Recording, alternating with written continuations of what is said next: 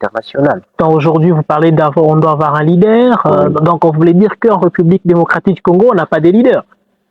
Bien sûr, mais Parce qu'on a Lumumba qui a déjà décédé, on a Mutamba, on a tous les jeunes révolutionnaires.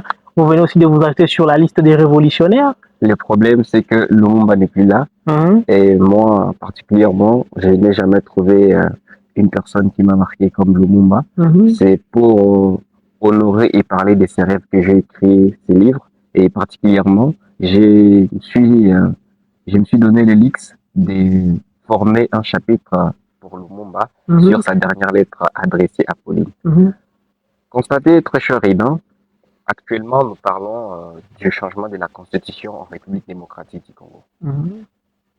Tous ces politiciens, que ce soit de la majorité, que ce soit de l'opposition, ce qui les intéresse, c'est les pouvoirs du président. Mais ce n'est pas la vie quotidienne d'un Congolais. Alors, pourtant, dans un pays vraiment structuré, on ne doit pas faire les institutions pour servir un individu. Les institutions sont là pour renforcer et pour que l'État soit souverain.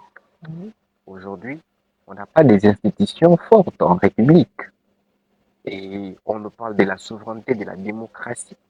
Mais chaque individu qui accède à la tête du pays aime changer les institutions en sa faveur. Moi, je ne suis pas fan de quelqu'un.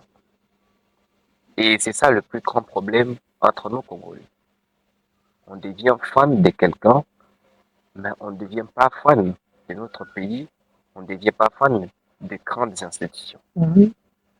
Aujourd'hui, nous assistons à un système très ambigu, un système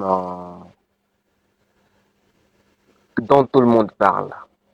La corruption en République démocratique, les détournements. C'est devenu normal à l'RDC. Mais déjà dans votre lettre, dans